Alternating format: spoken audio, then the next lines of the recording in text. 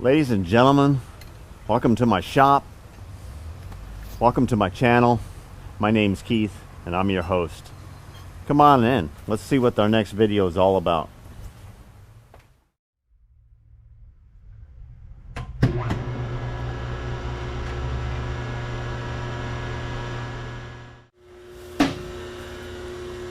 Alright, our project today is actually one of our projects today. We're going to be moving around here, probably just cover kind of what we have in here during the daytime on the average day.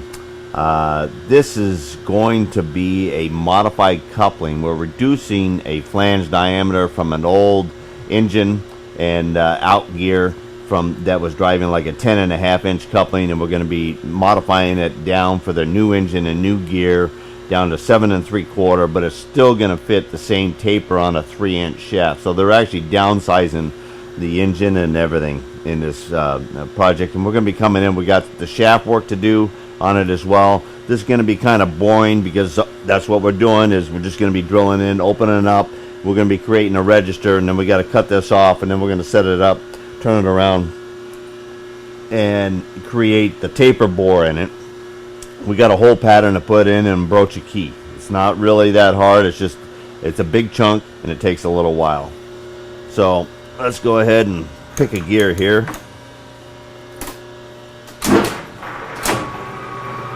That looks good. So while we're doing this, and actually I'm just going to check and make sure this drill isn't going to like walk around. See how that wobbles around right there?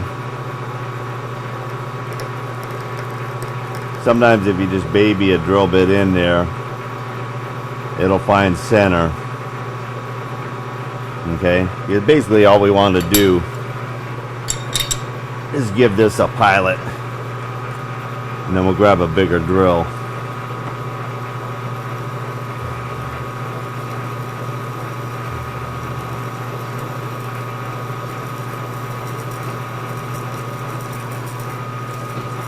So over the years of doing videos and stuff, I get asked some questions, and I think maybe a little conversation on owning your own shop and what it takes and things that you come up against might be a good topic for a video. Well, number one thing is, I notice a lot, I'll get, hey, how much are you getting for that job? Well, the question really is, that person is asking, what should I get for that job? But every shop is going to be different. Every talent skill level is going to be different. The cost of the building or your rent or your lease, the cost of the power that it takes to run your machinery, and the consumables you have, and the tooling you have to go along with your equipment, that your equipment itself, they're all going to be different ratios of figuring out that dollar amount.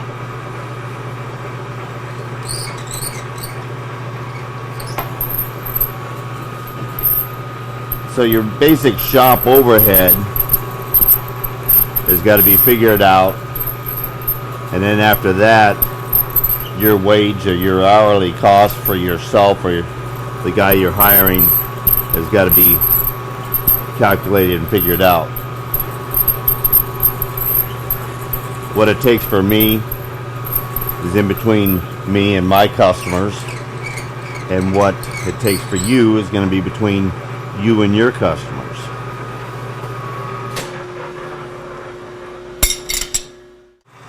Okay, finding out your shop overhead and your costs that may take a little while, a month or two of operation, so you can see or know what your cost of operation is, your utilities and consumables and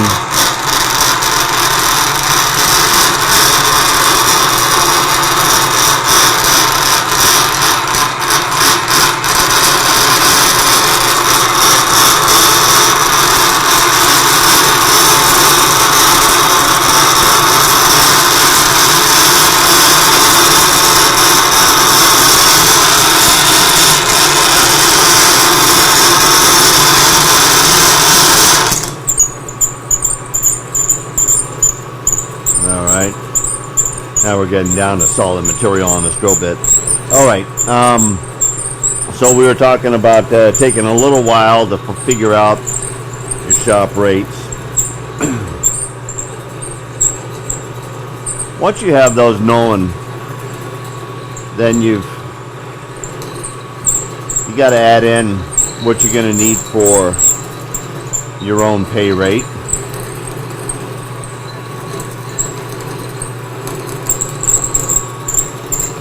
And you'll come up with pricing.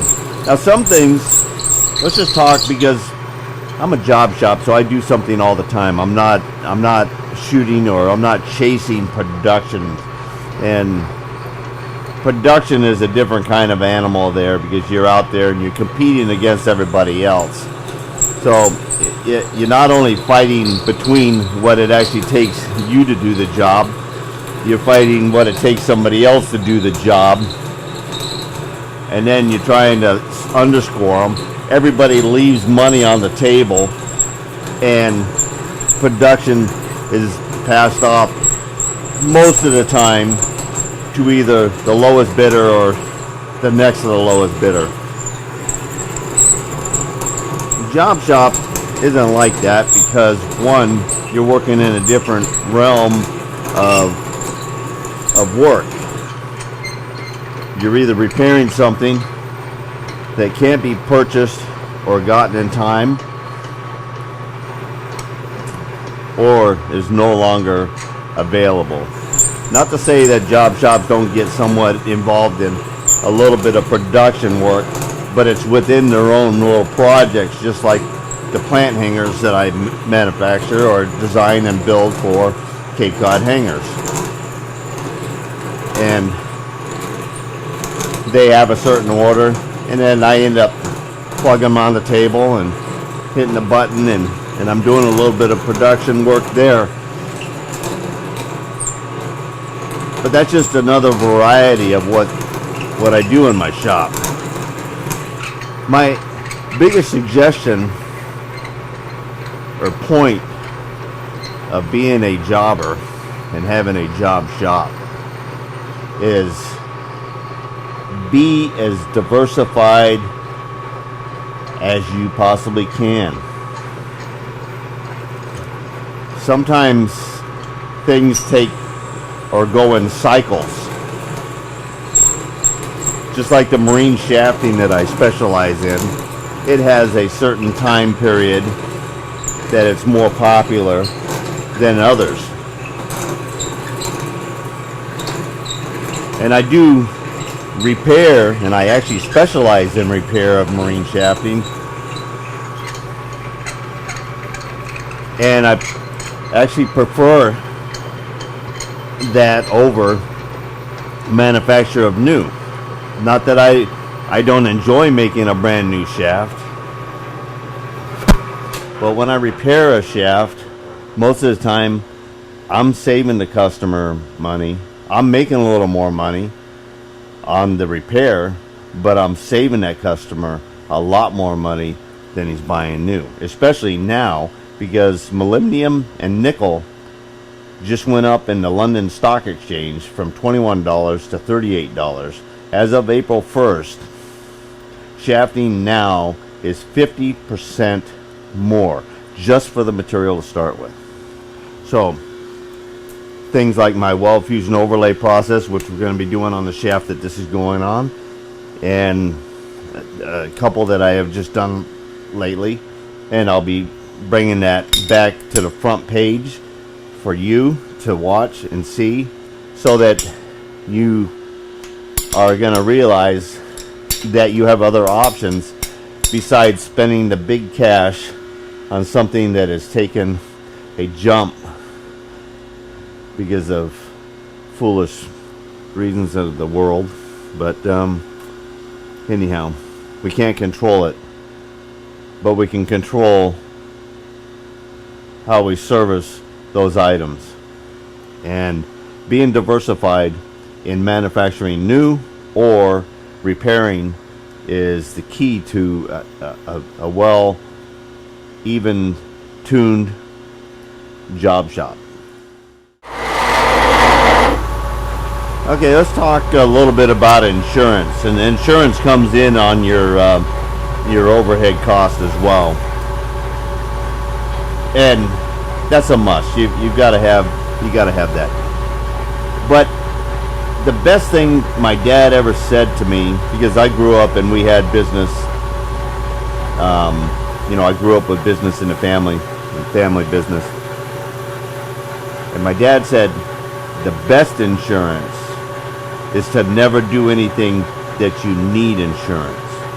So, over the years, I've had to refuse some projects because people will come in and they want hack and tack, and I cannot service with hack and tack in mind. It's just not part of me. And that's come to a benefit in the long run as well. So that's a suggestion, and that came from my late dad.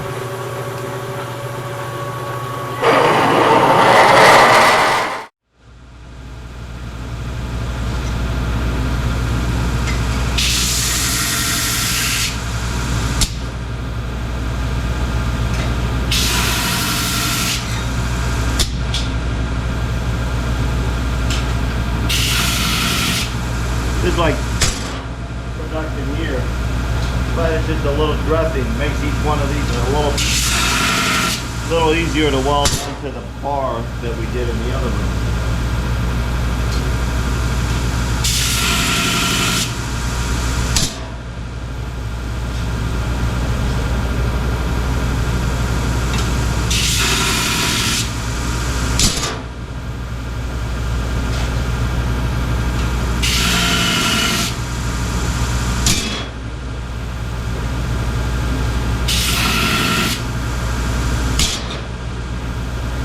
Life used to be simpler. You just turn on the radio and get jamming. Now when you're making videos, you can't. So you slowly get through that knowledge, and then you start not having the radio on.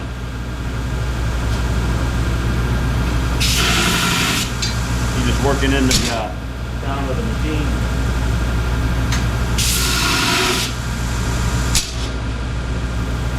Change up your projects during the day,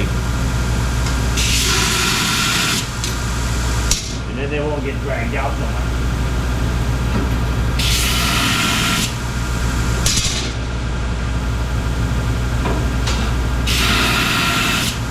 Keep it fun. You never work a day in your life.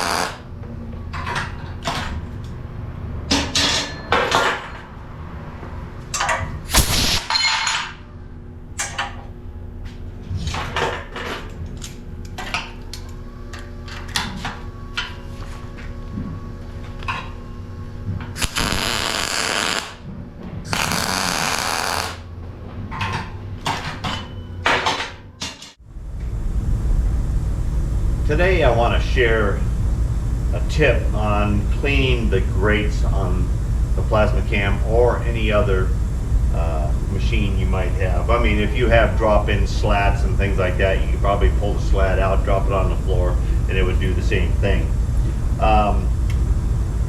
We are going to be doing a lot of refurbishing and a couple little mods on our plasma cam here coming up shortly.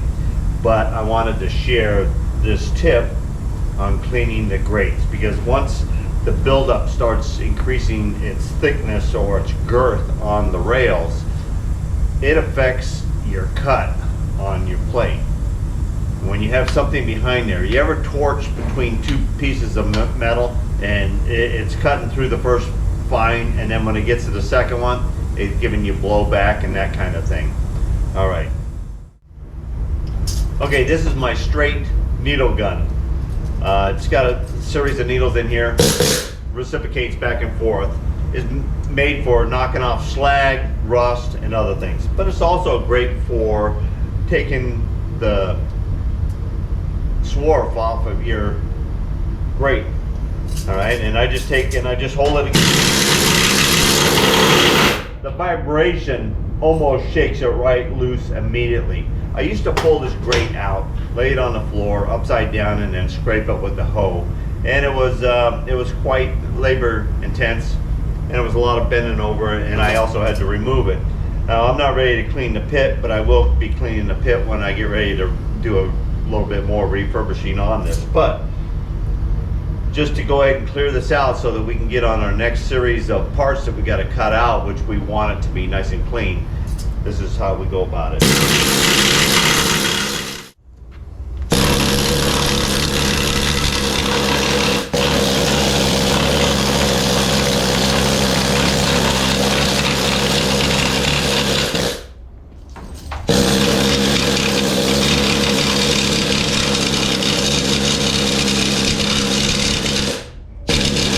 What's great about this is actually when you're knocking on one side, you're actually knocking it off the other side as well.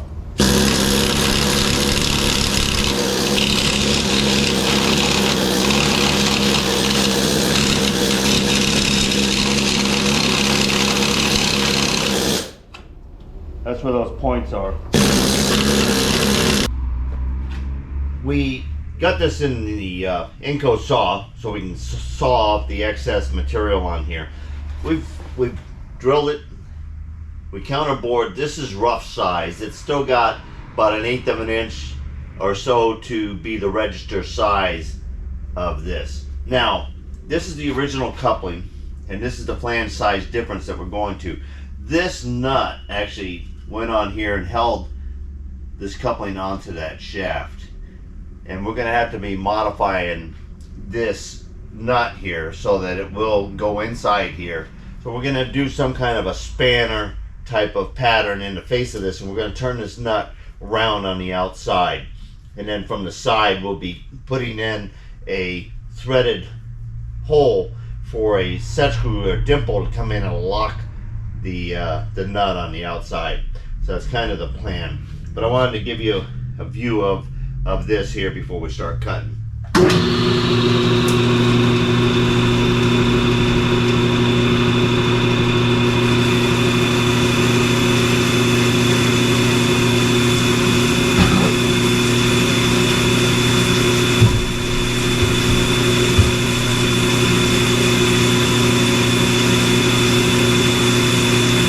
All right, while we're waiting for this to cut through, I just wanted to make another test here. You can hear this saw, which is really not a real loud machine in here. Most of the time I can have it running and I can talk with somebody and things like that. It's not really loud.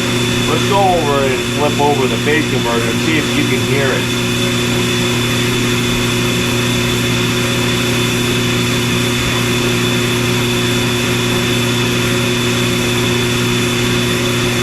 Alright, phase converter was on. Did you hear it?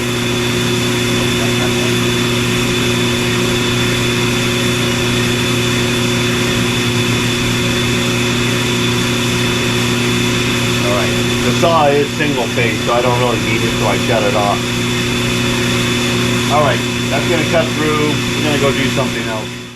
Alright, we've taken a quickie pass on here, and let's just see where we're at here.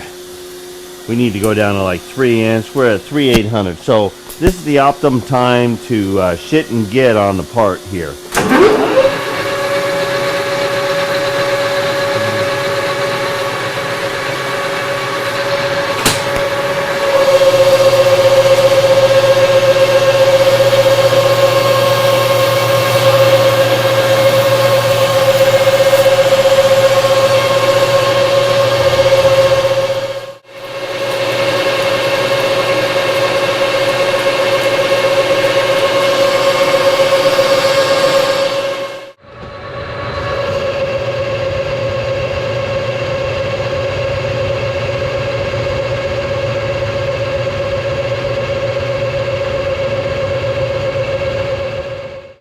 Okay, we're down to 3 inches and 30 thousandths or so. We needed a straight diameter here for our future setup in the mill when we get ready to cut the keyway or the broach guide way on this taper broaching guide. That's what we're making. We're going to flip this around and chuck on this, dial it in, and then we'll face and center drill the other end of it. We're going to stick it out here. We have our taper attachment all set up, ready to go, and we're going to machine our 3-inch shafting in onto the broach guide, and then after that, then we'll take it over to the mill, and we're going to start whittling out that guide for the broach. All right, testing. 1, 2, 3. Alright, I've already turned on the phase converter, and we are now all the way across the room. So we're about 25 feet away from, this is about 25 foot wide, 29 deep. Pretty good sized room. And this is really kind of a test to let you know how it's affecting my video. Not really the sound, because the sound that I took with the camera when we had the old converter in there, and then when I took a picture from another position or a video from another position, and we were listening to the new phase converter, the camera was much closer. Also, cameras are designed now to pick up as much noise as possible, and I'm not wearing my microphone, so you're getting the distance between me and the camera and the other noises as well. Now I'm here in the hydraulic press, and I'm getting ready to bend the bottom of this skeg that I'm building for one of my projects, and I got to use the hydraulic press to run my little push brake here, and it's probably the most noisy machine in my shop. It always has been. So we're going to do a little test here now, because you're listening to me talk over the phase converter, which that was the issue originally, and it here in person it is lessened by at least half. Now everybody says put an enclosure over, put it in the closet, put it outside. It's a temporary thing. It's not going to go anywhere. I'm not going to put it outside because hey, you just got issues to deal with that, and I'm not going to run a long cord, and I have enough stuff in my closet already. All right, so let's go ahead and turn on this press here, and then you get your next noise level. Now remember, I could be wearing my microphone and it picks up my voice much closer, and there's a lot of advantages to that. And I still have that microphone, and I'll probably be wearing it from time to time. But I just bought this GoPro Hero 10, and I finally broke down and bought a GoPro. So anyway, I'm putting it to some tests, and some of the video footage I took the other day was and some of it was pretty good. I'm just using the standard settings, full HD, and that because that's what I usually edit straight out there. Last night was a little bit a little different, gathering the information off the GoPro than any of my other cameras. So anyway, let's fire this up and get a test on that noise and the level of that noise and my communications. You know, that's what the true test is how that phase converter does amongst my video editing or video creating here in the shop running my machines. And this is probably the noisiest machine. So if this hydraulic press is annoying you more than the phase converter, then we know the phase converter is doing okay. Okay, 17.5 degrees is about the bend on this plate that we need.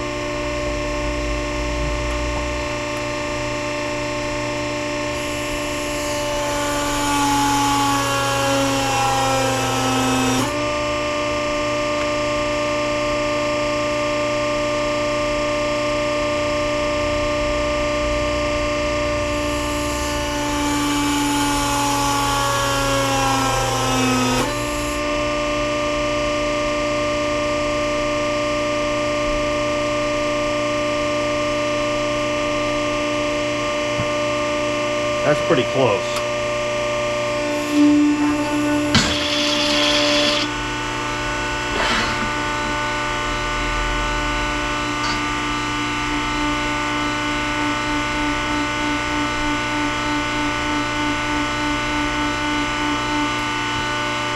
About a quarter inch on the length of this rule is pretty darn close.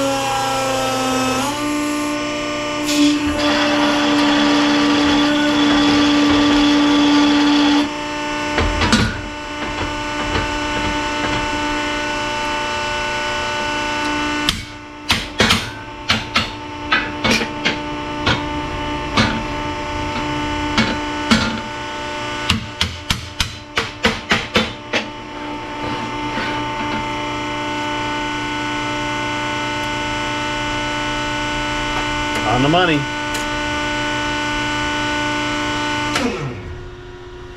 All right, till next time, get her done.